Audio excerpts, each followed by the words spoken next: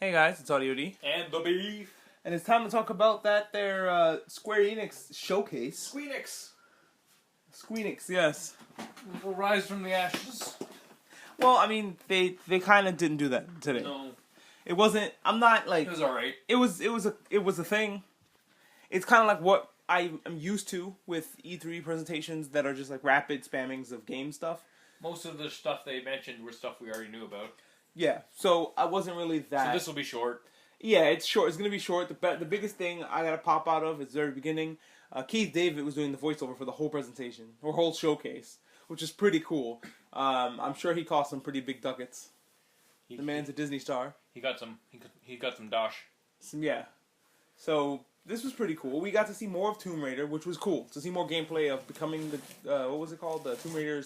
Tomb Raider Predator Edition. Yeah, the new Tomb Raider where it's an eclipse on the cover. Yeah. But we did see her like become the Predator. Like she like puts mud all over herself and took down like a camp of dudes by herself. Like it wasn't no thing. Yeah. And it's like, oh man, this looks so cool. And she's scary and she's brutal. Yeah. She went right for that one guy's windpipe with the fucking dagger. Just yeah. He took his ass down. Dead. Yeah, it was good. I liked it. And then there's that scene at the end when she comes out of the water like a fucking monster. And it's like, shit. When are we gonna get in? We have to fight Lara Croft because she's becoming the boss. But that gives you such a cool like power fantasy, right? Like that's gonna be so fun to do. Yeah. So yeah, that's gonna be fun. We saw some Final Fantasy 14 expansion stuff, which We did. you know I don't personally care that much, but it looks cool for people who do. Yeah. Complete with Rathalos'. Rathalos. We saw a little what are little meowies guys? Palicos. Palico. We saw Palico like approach the cast, and I was like, Feelings. "What the fuck? It's a Phaline net." That's it. Phaline, I was like, "Holy shit! It's the cat from Monster Hunter. Why is he here?" That's a Capcom game, even though they kind of look similar. You know, Monster Hunter and Final Fantasy. And Rathalos just showed up and was like, "Hey y'all want to fucking go?" And I was like, "Oh shit! This is amazing. This is rad." That was the coolest part I think of it was seeing the Rathalos interacting with Final Fantasy. I would love to see what happens in return because Monster Hunter loves crossovers, and I'm assuming that they're gonna maybe do something where you maybe get a Buster Sword, Cloud's actual Buster Sword, or you can dress up as Cloud, and maybe they'll after the positive reactions people got from getting the Dante stuff in pieces instead of one big costume, as you get to just be Ryu. It's gonna be pretty cool. Just be Cloud Strife. No, it'd be cool if they gave you pieces, so you can, if you want to just be your character with Cloud's hair. Yeah. You can do that, or your character with the Buster Sword, or here, be Noctis, whatever. yeah, here's Noctis Again. some more. But I hope they respond in kind and do like the same thing back and give us a Final Fantasy monster. Yeah, That'd be dope. I would love to fight a behemoth. A behemoth, I think, would be perfect for this game. So give us that shit, please, thank you. And yeah, it could be an event monster that only lasts for a few weeks, but that still sounds dope as fuck. Especially if it makes returns. Yeah, because all the events are on a cycle. Yeah. So if you miss something, don't worry about it. It'll come back. So what else do we see? We got to see more about Captain Spirit. It still looks cute. It still looks cute. We learned that it is in fact part of the Life is Strange universe. They're like interconnecting all these games. They're doing an expansive universe. Yeah, which is like, all right, cool, that's fine. Like I never played Life is Strange, but Captain Universe looks so damn cute. I could have sworn the girl in Life is Strange had magic. Didn't she like cause a storm to happen or something? I don't think so. She made a hurricane. I never played it either, but I don't think so. I don't know. We'll see. Do let us know in the comments, I guess? Yeah, let us know if the chick from Life is Strange has magic. Because I'm trying to think of, like, besides, like, playing a regular person, what about the game makes it special? You know? Because Firewatch is like that, right? Like, Firewatch is just walking around. From what I understood, it was just, like, true-to-life stories that are like, wow. You know? Wow, man. Alright. This is relatable, or I can see someone going through this kind of stories. You know? They're very grounded in reality type of stories. I can see that. Yeah, that's how I understand it anyway. But I mean, like, there's lots of games like that already that don't get nearly as much love. Maybe they're not as well written. That's the rub right there. I think I'm 100% right. All right, so what else do they have on this conference? This showcase. This showcase. Dragon Quest. they showed us. Is this a new Dragon Quest or an expansion? It's a new. It's Okay. Dragon Quest 11, and it's new, and we knew it was happening, but we got to see more stuff of it. Okay, so that's cool. Although we got to see raw gameplay footage last year, so where do you go from that? We just got a big trailer, pretty much. They were like, the game is still coming. Don't worry. I guess was what this was. And we got like shown our obvious villain. Yep. And we heard like a voiceover like that was ominous. This lady was just like, "Your life is you were born into sorrow," and it was really sad and like epic. And then all of a sudden the silly, yeah, the silly ass fucking music from Dragon Quest starts. Presidential thing. It was just weird. Like I was like, "What the fuck? You can't just do that. You can't just like jump from one to the other like that." It's like it takes you out of the mood. Yeah. Yeah. Jarring. Yes, it's jarring. That's it. But we'll wait and see how good it is. Was dying to play a Dragon Quest forever, so I would love to see where this goes. And I wonder if it's gonna be on Switch. I hope it's on the Switch. They showed us the entire playable cast. Yeah. So I'm ready to play the game. Including that one jester guy who I'm not entirely sure about. You think he's a heel? No, not in that way. I mean, like, the voice performance left something to be desired with him. It's like, I don't believe that you're playing... I feel like you're a guy in a booth doing the voice for that character, and you aren't actually that character, kind of thing. Gotcha. Yeah. Like, he feels off. Yeah. Alright, yeah. Yeah, I can see that. But, that criticism aside, looks good. Looks fun. I'm hyped. I mean, I'm not as hyped as I am for other games. Like, this is a game that I'll definitely get down the road for Switch, maybe, if it's for Switch. But it's not a first day purchase for me, even though I like I like Dragon Quest. Freudian slip? Yeah, fucking Square Enix has a niche, you know? They make like the same type of games every time. It's, hey, did you like Final Fantasy? Well, how about we do that with Dragon Ball Z art style? Do you like Final Fantasy? Well, how about we do that online? Did you like Final Fantasy? Well, here it is in a really cute art style, which is we got the trailer again for the game that you're super excited about, Octopath Traveler. Yes. I want to cry every time I see Octopath Traveler, but in a happy way. In a good way. Like, this makes me feel so good, I want to cry. I felt that way about Elder Scrolls 6 last night, so I feel you. Now if I have the means to play it, that is a day one purchase. That is a pre-order purchase for me, if I have the means to play it. For sure. But it's got to be coming out probably before I'll have the chance to pre-order it, so... I mean, yeah, I feel like... By the time I have the means to play it, yeah, it'll already be out, so... Yeah, so just wait. Day one purchase. Just day one purchase, just wait and get it as soon as it comes out. But, I mean, it's nothing... We didn't learn anything new from that trailer. They honestly didn't have to. They just kind of did it to remind us it was happening. They just reminded me how gorgeous it looks and how much I love it. Yeah, that's about it.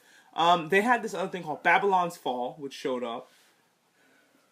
It's by the Bayonetta team. Yeah, Platinum Games.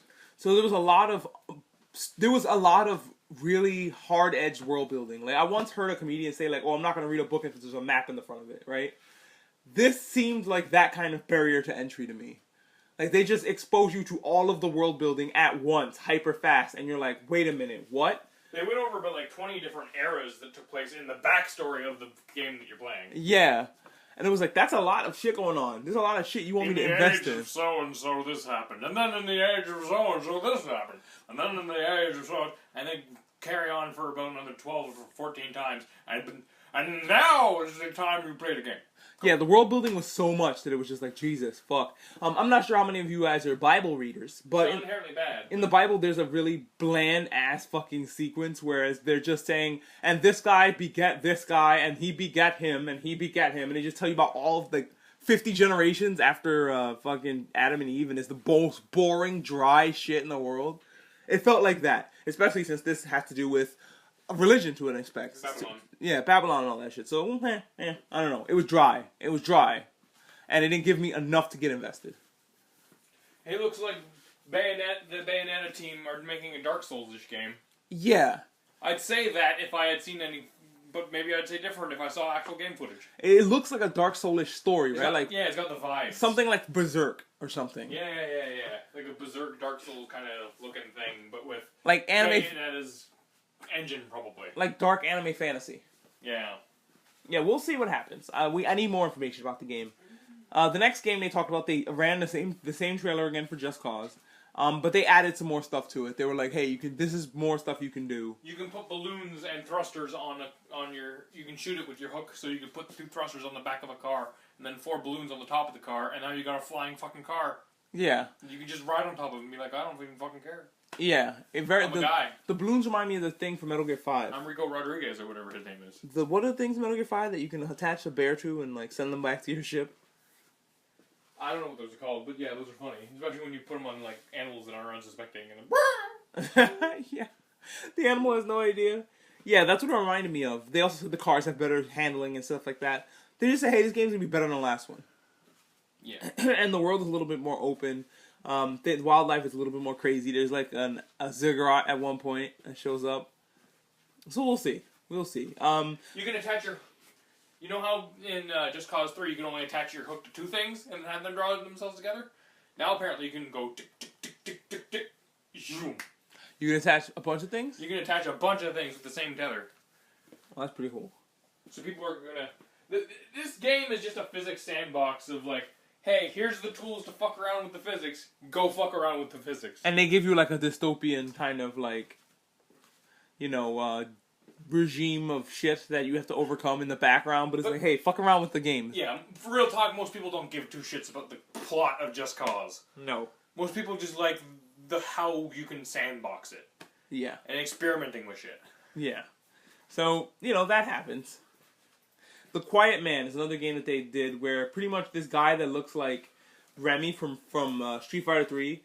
Like, as I'm saying that, you probably don't know what I'm talking about because nobody's played Street Fighter 3. But look up Remy from Street Fighter 3 real quick, and he looks just like this character from The Quiet Man, who shows up and beats up a Mexican gang for no reason. For a reason we won't know because he doesn't speak. I think that's the gimmick. He can't. He's a deaf mute, I think. So is he catching the Rye? I don't know. He's like a deaf. Well, he can see. No, I'm saying like. No, she could see. That was a line in The Catcher in the Rye. Yeah. I wish I was one of those deaf mutes.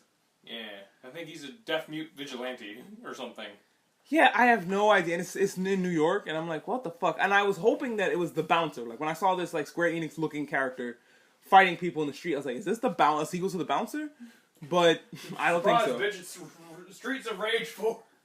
Man, if it was Streets of Rage, that'd be great. But it wasn't. No. Maybe the Quiet Man, the bouncer, in the same universe. I have no goddamn idea. Even though I think that the bouncer was just a prototype for like the character from the bouncer is just a prototype for Sora from Kingdom Hearts. But speaking of which, they showed us the same fucking footage of Kingdom Hearts again, and I think that we're gonna see that same footage like 4 or 5 times. They're not gonna do anything else as far as telling you about anything. It's like, did you enjoy that? Great. Like, that's Kingdom Hearts. Don't fucking ask us for anything else ever again. Wait till the game comes out to learn more. And I guess that's all where we're at right now with Kingdom Hearts. So don't expect any new footage, unfortunately. That's what it seems like, because if they were going to do that, they were going to do it on their brief broadcast. Unfortunately, I think Square Enix got shafted by the fact that they were the last to go. And as far as like their games are on other consoles, and the main places where those games are going to be already showed off that stuff. So I think Square Enix got kind of shafted by not really having anything new or to show us. Yeah. That was most clearly shown with the Dragon Quest stuff, because we saw more of Dragon Quest last year than we did of this year. Yeah. Which is backwards. Yeah, and we saw this. All they gave us was a trailer. And they showed us Tomb Raider, which we saw earlier. They showed us Kingdom Hearts, which we saw earlier. So we didn't really we saw Captain Spirit, which we saw earlier. Like, it didn't really give us anything new. But I mean, if you missed those other presentations and only saw this one, you learned some new stuff. Yeah, but it was the worst showing of it though was with Dragon Quest though, because last year they at least gave us gameplay footage. This year they just showed us a cinematic trailer. Yeah, that was no fun. So they went backwards with that game. Yeah. So it was a kind of disappointing, honestly, and it was really short. It was about a half hour long, and they were gone. They were out of there. Shit, I was talking about it might be longer. Yeah, me drawing the thumbnail for this is going to take longer than the actual conference.